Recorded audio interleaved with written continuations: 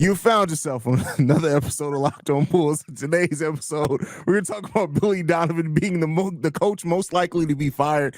That's according to Sports AG. We're also going to talk about Torrey Craig and his recent comments on the Chicago Bulls clutch issues. And Michael Jordan now has a net worth of over $3 billion. Let me get a little bit of that, MJ. We can get into all that and more right after that.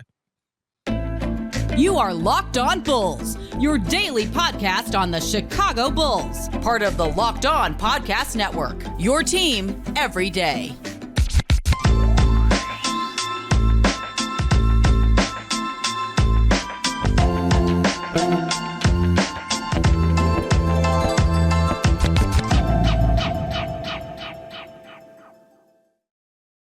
Thank you for tuning in, Locked On Bulls, member of the Locked On Podcast Network, where it's your team every single day. That's Pat the Designer, host and creator of the Windy City Breeze and host of the Chicago Bears podcast over at ESPN 1000. I'm HAize, host and creator of Chicago Bulls and Chicago Bears Central.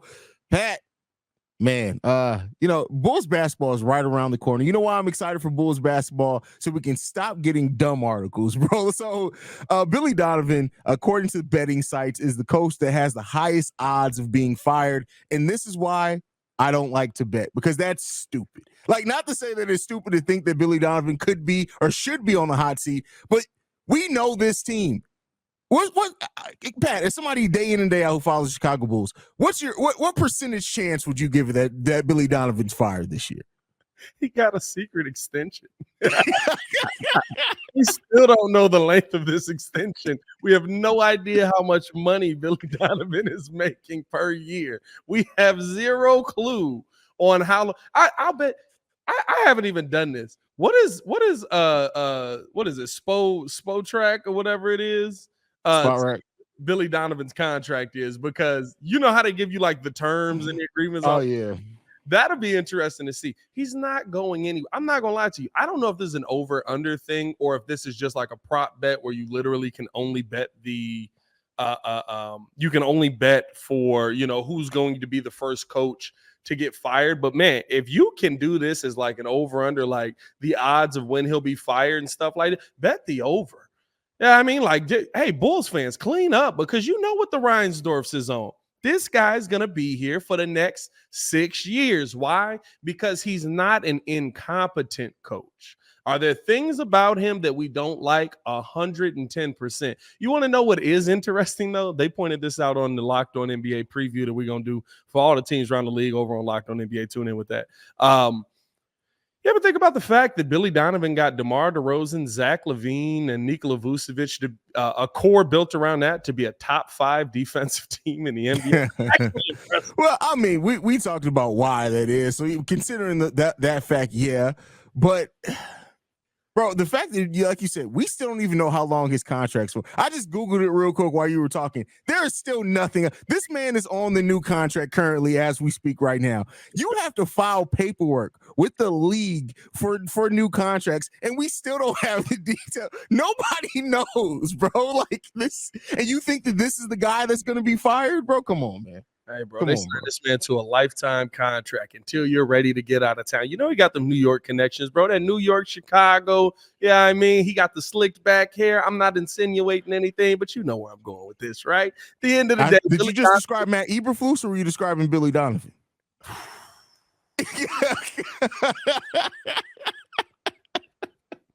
That is crazy, bro. That is crazy, bro. How we get all the broken Pat Rileys? Like, that's kind of crazy when you think about it. But no, man, to me, I just Billy has his flaws, but at the end of the day, Billy Donovan will not be fired, because Billy Donovan is not the worst head coach in the NBA. He's not even close to being one of the worst head coaches in the NBA. He's in the middle. He's a middle of the pack guy. Guess what? He's coaching a middle of the pack team. Maybe when the Chicago Bulls feel like they're ready to make a playoff run, a real championship run, which could be years from now, we'll be talking about a different coach in that position. But for the foreseeable future, Bulls fans, lock in. Y'all already know how this goes. As long as AK is there, as long as Mark Everly is there, unless there's a fight, right? Maybe there's a Vinny Del Negro situation. Although, who we picking in that? Oh, AK's taking him out. That's not even a question.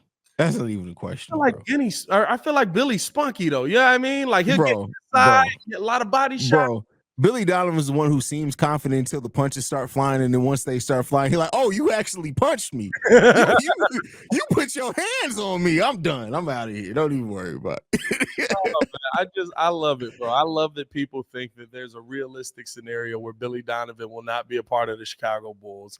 And that is that it brought me a little bit of joy here. Like I'm telling y'all Bulls fans, figure out who was it from? Bet Online or whatever it was. Sportsbetting.ag, something like that, I think. Something like that. Hey, listen, go make some money.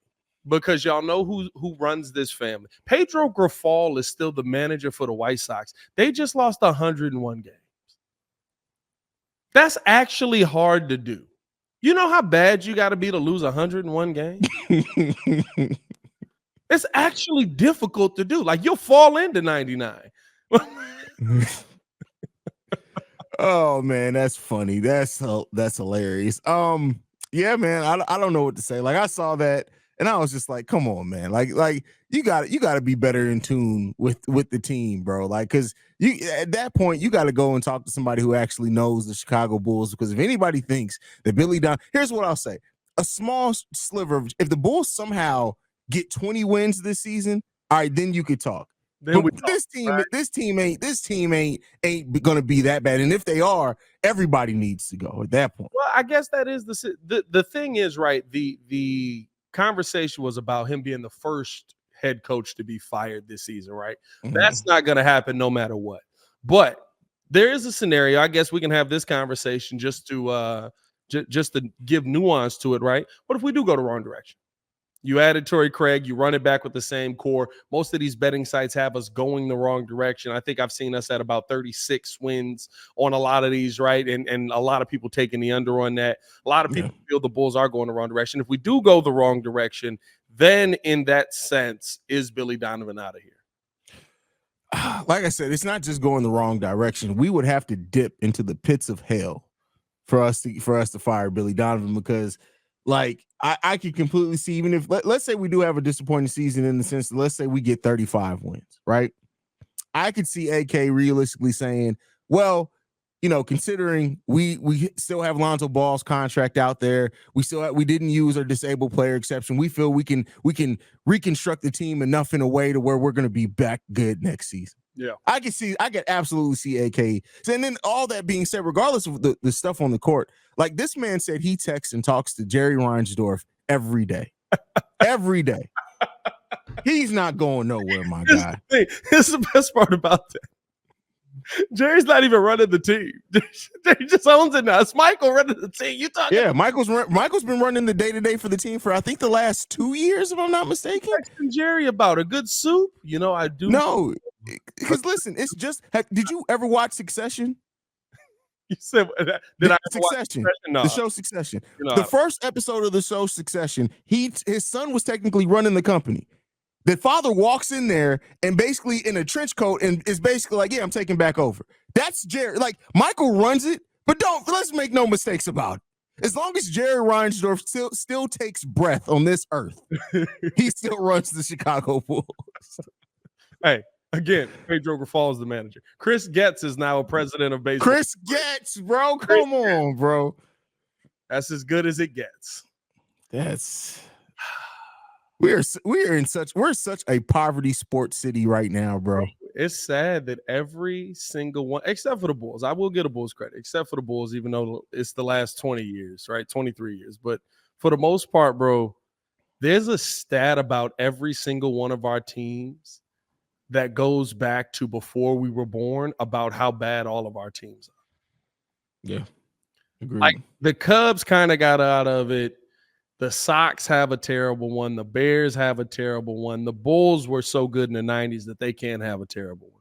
Yeah, I mean, it's just like everything starts in 2000s, but it's sad, and it's a poor showing of the city, and it really shows to me, ownership's thoughts on what we are as a fan base, and that we're not worth investing in championships anymore. No, I mean we're worth a lot to them in their pockets. Yeah, we're worth a lot, but not championships. We're worth a lot. Yeah, not championships. Why? Listen, they're showing up, bro. They're showing up. Yeah. I know how Jerry feels, and guess what? The second Bears fans stopped showing up to Bears games, that was when all the change happened, right? Whatever change you want that to be, but it is what it. I mean, like, look, I'm not that fan either, right? Like for me, when everybody's like, you have to not support, and then they'll change things. I'm the fan that literally. Hey, I'm the fan that literally is like $20 tickets. Y'all trying to go? Oh yeah, for sure. You know what I mean, keep in mind, Bulls fans like to think that billboard did something, but it still took John Paxson to go to ownership and be like, I don't know what I'm doing, for them to move off of it. John Paxson had to Scott Skiles it. Yeah, John Paxson literally had to do to Jerry what Scott Skiles did to him. Yeah, for them to finally change something, and I'm glad because I want to start liking John again. I think it's been long enough. I think we start appreciating him for. I mean, listen, he did a lot of. We're getting sidetracked. We got to get ready to go on the break. We got to get ready to go. It's a whole separate tangent. We may put that on the topic list later and next week. But before we get into the next topic, we're going to talk about Torrey Craig's comments on the Bulls and clutch performances. I want to talk to you guys about one of our sponsors, and that is Birddogs. Birddogs make you look good. Birddogs stretch khaki shorts are designed to fit slimmer through the thigh and leg, giving you a truly sculpted look. Birddogs shorts do exactly the same thing as Lululemon, but fit way better. They fit way better than regular shorts that are made of stiff, restricting cotton. Birddogs fixed this issue by inventing cloud knit fabric that looks just like khaki, but stretches so you get a way slimmer fit without having to sacrifice movement. Birddogs uses anti-stick sweat wicking fabric that keeps you cool and dry all day long. Birddogs are functional for any occasion: golf, date, evening, out, pool, workout, lounging, and work. Go to birddogs.com/LockedOnNBA, earn the promo code LockedOnNBA at checkout for a free Birddogs water bottle with your order. That's birddogs.com/LockedOnNBA for a free water bottle at checkout. You won't want to take your Birddogs off, we promise you. Speaking of Birddogs, we got a voicemail. It's funny from Uncle Mingo, who said he went ahead and bought him a pair of Birddogs. I got to send you the voicemail, bro. It's literally hilarious, bro. Is it clean enough to listen to on the pod? No.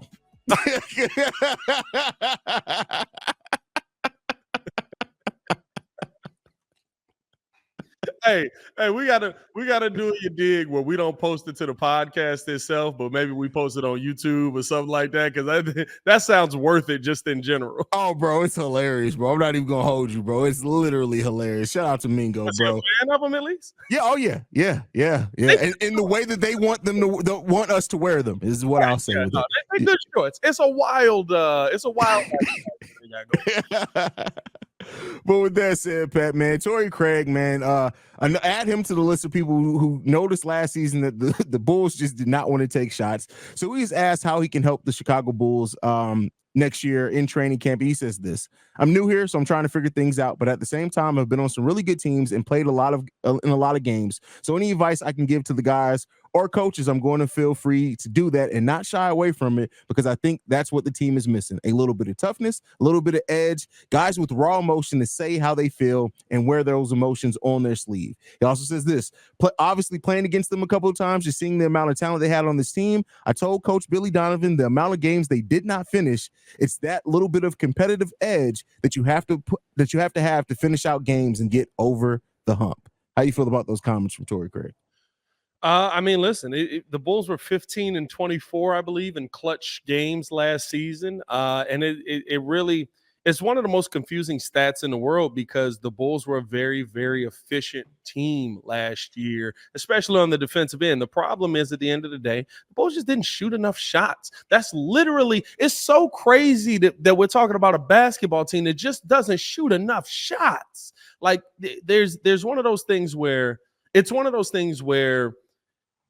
the clutch part of this team literally doesn't come into play if the Bulls are a competent three-point team. That's how good they were defensively last year. I believe our defensive rating finishing out the year as a team was a 108.4. If we took two more three-pointers or knocked down two more three-pointers per game and just took league average, which you should be able to knock down two more if you take league average, we're not even in as many clutch situations that we are in last season. We were in 30-plus clutch situations. It makes no sense with what this team is. So I 100% agree with Torrey Craig. And realistically, I think him and Javon Carter have kind of said the same thing. You just got to take the shots that are there. Billy Donovan talked about it last season, and it just, we saw it too many times. The ball kicked out to somebody wide open who's just not confident.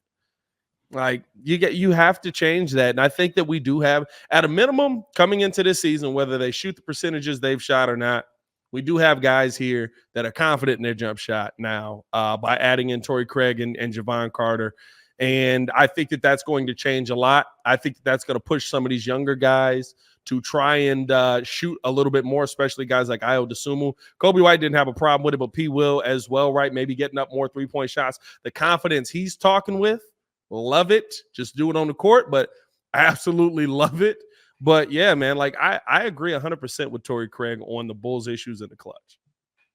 Yeah, I mean, I think everybody does. I think when it comes down to it, we just need a team that is going to take advantage of the shots that come to them, right? And so, yeah, we can work in more shots. We can work in more 3-point shots. I love, playing with a faster pace, being quicker decision makings on shots, and all those type of things. It all sounds good. You can have a perfectly drawn up system, but if players are reluctant to take shots, that system's going to go in the toilet real quick. And I'm not saying Billy Donovan's system is perfect by any stretch, but I'm just saying, even if you did have a perfect one, if players aren't going to take shots, it don't matter what you draw.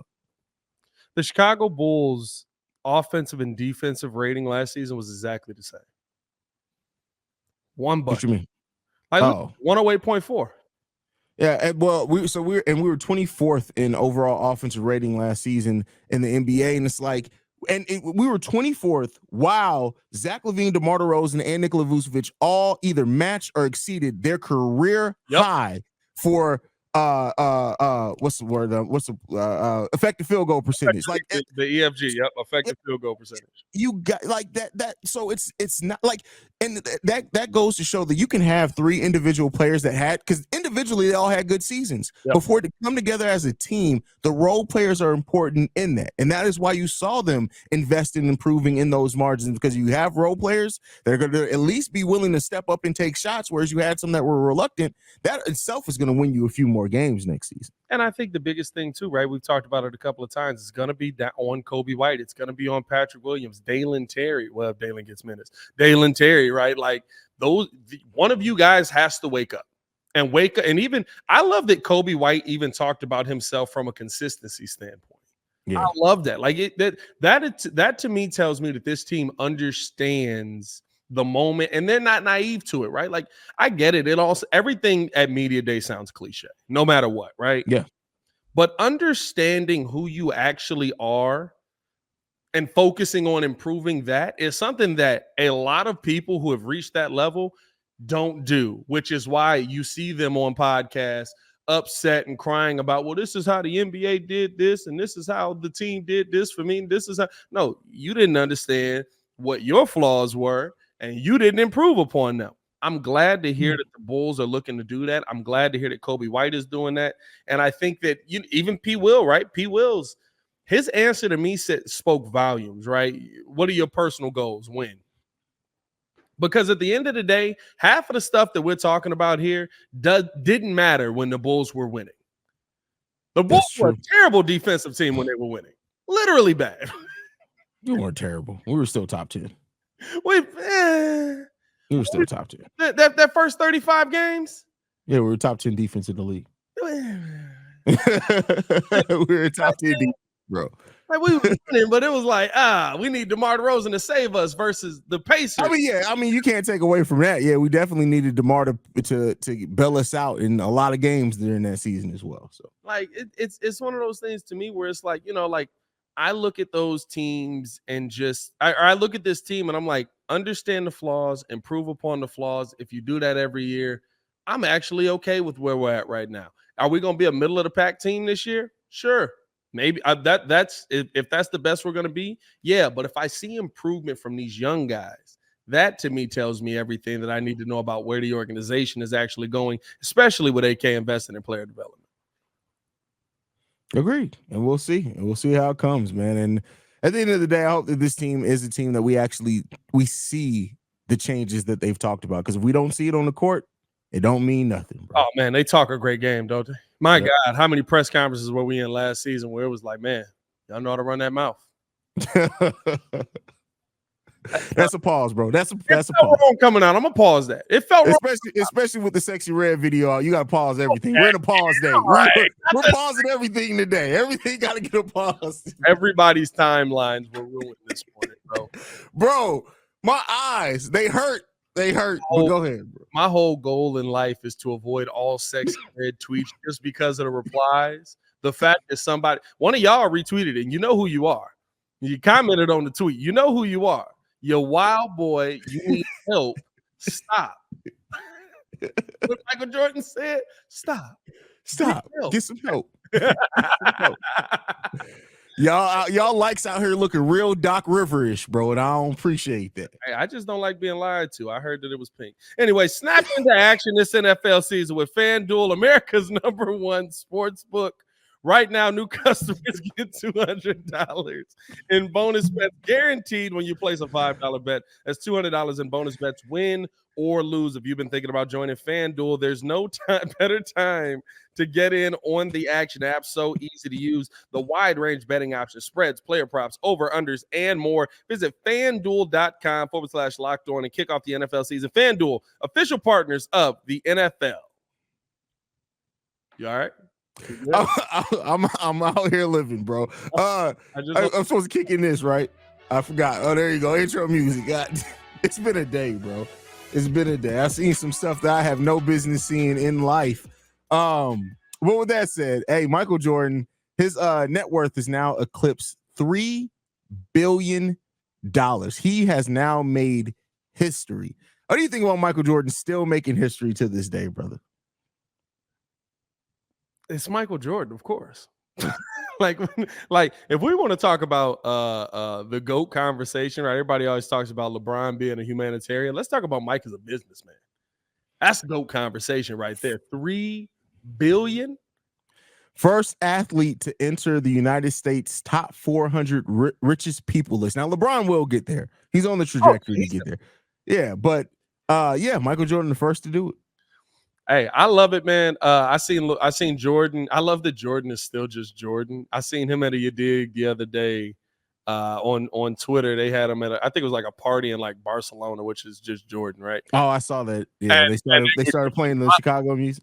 They were giving him bottle service with the Chicago Bulls theme music, and you know, right in that moment, he had a flashback. Like, I'll take somebody off the dribble right now. Like, right? Who wants it right now? Who wants to try to stop me off the dribble?